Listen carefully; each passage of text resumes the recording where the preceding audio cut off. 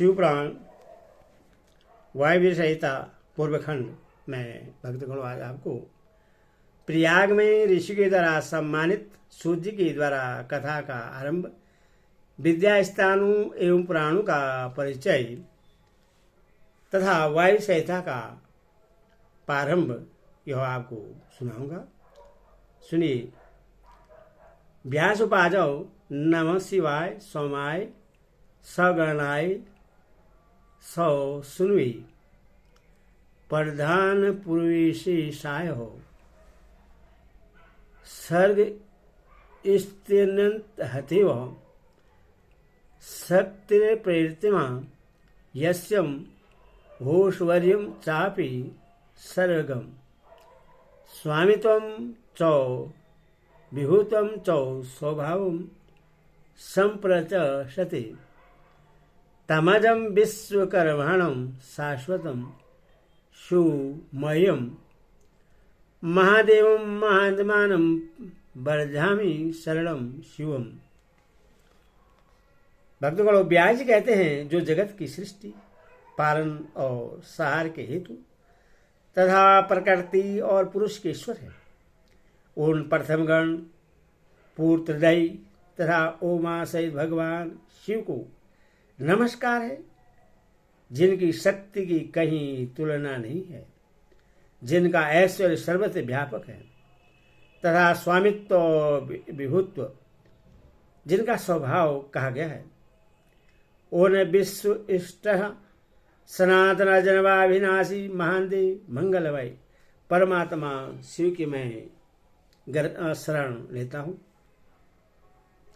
जो धर्म का क्षेत्र और महातीर्थ है, जहाँ गंगा और यमुना का संगम हुआ है तथा जो ब्रह्मलोक का मार्ग है, उस प्रयाग में शुद्ध हृदय वाले सत्यवर्त परायण महातेजस्वी एवं महाभाग मुनियों ने एक महान यज्ञ का आयोजन किया। वहाँ कलेश रहित कर्म करने वाले उन महात्माओं के यज्ञ का समाचार सुनकर निपुण कथावाचक, त्रिकाल वेता, उत्तम नीति के ज्ञाता तथा क्रांतदर्शी विद्वान पुराणिक कामेश रोमणि सूजी उस स्थान पर आए। सूजी को आते देख मुनियों का मन प्रसन्नता से खिल उठा। उन्होंने उनसे संतानापूर्वक मधुर बातें कहकर उनकी यथायोग्य पूजा की। मनुष्य के द्वारा की हुई उस पूजा को ग्रहण करके सूजी ने उनकी प्रेरणा से अपने लिए बतलाए गए उपयुक्त आसन को स्वीकार किया। उस समय महर्षि ने अनुकूल वचनों के द्वारा उनका सत्कार करते हुए उन्हें अत्यधिक अभिमुख करके यह बात कही। ऋषि बोले, शिव भक्त शिरोमणि महाबुद्धिमान महाभाग रोमहर्षण जी, आप सर्वज्ञ हैं और हमारे महान सौभाग्य से यहाँ पधारे हैं। तीनों लोकों में ऐसी कोई बात नहीं है जो आपको विदित न हो। आप भाग्यवश हमें दर्शन देने के लिए स्वयं यहाँ आ गए हैं, अतः अब हमारा कोई कल्याण किए बिना आपको यहाँ से व्यर्थ नहीं जाना चाहिए। इसीलिए आप शीघ्र वह पवित्र पुराण सुनाइए, जो अत्यंत स्वर्णीय उत्तम कथा और ज्ञान से युक्त तथा वेदांत के सार सर्वस्व से संपन्न हो। वेदवादी मुनियों ने जब इस प्रकार प्रार्थना की, तब सूर्य ने मधु न्यायुक्त एवं शुभ वचनों में उन्हें इस प्रकार उत्तर दिया। सूर्य ने कहा, महर्षियों, आपने मेरा सत्कार किया और मुझ पर कृपा की है। ऐसी दशा में आपसे प्रेरित होकर मैं आपके समक्ष महर्षि द्वारा सम्मानित पुराण का भलीभांति प्रवचन क्यों नहीं करूँगा। अब मैं महादेव जी, देवी पार्वती, कुमार स्कंद, गणेश जी, नंदी और सत्यवती कुमार साक्षात भगवान व्यास को प्रणाम करके उस परम पवित्र बेतुल्य पुराण की कथा कहूँगा, जो शिव तत्व के ज्ञान का सागर है और भोग एवं मोक्ष रूपी फल देने वाला साक्षात साधन है। विद्या के संपूर्ण स्थानों को, पुराणों की संख्या का और उनकी उत्पत्ति का विवरण दे रहा हूं। आप लोग मुझसे इस विषय को ध्यानपूर्वक सुने। 6 वेदांग, 4 वेद, मीमांस, विस्तृत, न्यायशास्त्र, पुराण और धर्मशास्त्र, ये 14 विद्याएं हैं। इनके आयुर्वेद, धनुर्वेद, गृहवेद और उत्तम अर्थशास्त्र को भी गिन लिया जाए तो ये विद्याएं 18 हो जाती हैं। इन 18 विद्याओं के मार्ग में एक दूसरे से भिन्न है। इन सब के निर्माता त्रिकालदर्शी विद्वान साक्षात भगवान शूलपाणी शिव है, ऐसा श्रुति का कथन है। संपूर्ण जगत के स्वामी उन भगवान शिव को जब समस्त संसार की सृष्टि करने की इच्छा हुई, तब उन्हें सबसे पहले अपने सनातन पुत्र साक्षात ब्रह्मा जी को उत्पन्न किया और अपने वन प्रथम पुत्र विश्व योनि ब्रह्मा को परमेश्वर शिव ने जगत की सृष्टि का ज्ञान प्राप्त करने के लिए पहले ये सब विद्याएं दी। उसके बाद उन्होंने पालन करने के लिए भगवान श्री हरि को नियुक्त किया और उन्हें जगत की रक्षा के लिए शक्ति प्रदान की। वही भगवान विष्णु ब्रह्मा जी के भी पालक हैं। ब्रह्मा जी विद्या प्राप्त करके जब प्रजा की सृष्टि के विस्तार कार्य में लगे, तब उन्होंने संपूर्ण शास्त्रों में पहले पुराण को ही स्मरण किया और उन्हीं को वे प्रकाश में लाए। पुराणों के प्रकट होने के अनंतर उनके 4 मुखों से चारों वेदों का प्रादुर्भाव हुआ। फिर उन्हीं के मुख से संपूर्ण शास्त्र की प्रवृत्ति हुई।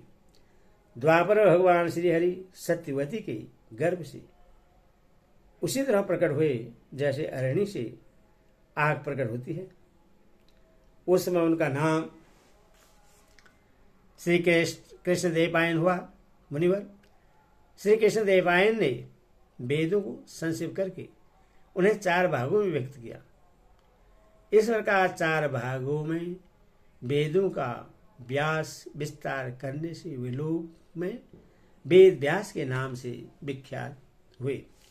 इसी तरह उन्होंने पुराणों को संक्षिप्त करके 4 लाख श्लोकों में सीमित किया। आज भी देव लोक में पुराणों का विस्तार 100 कोटि श्लोकों में है। जो दिन 6 अंगों और उपनिषदों सहित 4 वेदों को तो जानता है, किंतु पुराण को नहीं जानता, वह श्रेष्ठ विद्वान नहीं हो सकता। इतिहास और पुराणों से वेद की व्याख्या करें। जिसका ज्ञान बहुत कम है, अर्थात जो पुराणिक ज्ञान से शून्य है, ऐसे पुरुष से वेद यह सोचकर डरता है कि वह मुझ पर प्रहार कर बैठेगा। सर्ग परसर्ग वंश मनमंत्रण और वंशानुचरित ये पुराण के 5 लक्षण हैं। छोटे और बड़े भेद से 18 पुराण बतलाए गए हैं। पहला ब्रह्मा पुराण है, दूसरा पद्म पुराण, तीसरा विष्णु पुराण, चौथा शिव पुराण, 5वां भागवत पुराण, 6वां भविष्य पुराण, 7वां नारद पुराण, 8वां मार्गीर पुराण, 9वां अग्नि पुराण, 10वां ब्रह्मावर्त पुराण, 11वां लिंग पुराण, 12वां वाराह पुराण, 13वां स्कंद पुराण, 14वां वामन पुराण, 15वां कुर्म पुराण, 16वां मत्स्य पुराण, 17वां गरुड़ पुराण और 18वां ब्रह्मांड पुराण। इन पुराणों का पवित्र कर्म है। इसमें शिव पुराण चौथा है, जो भगवान शिव से संबंध रखता है और सब मनोरथ का साधन है। इस ग्रंथ की श्लोक संख्या 1 लाख है और यह 12 संहिताओं में विभक्त है।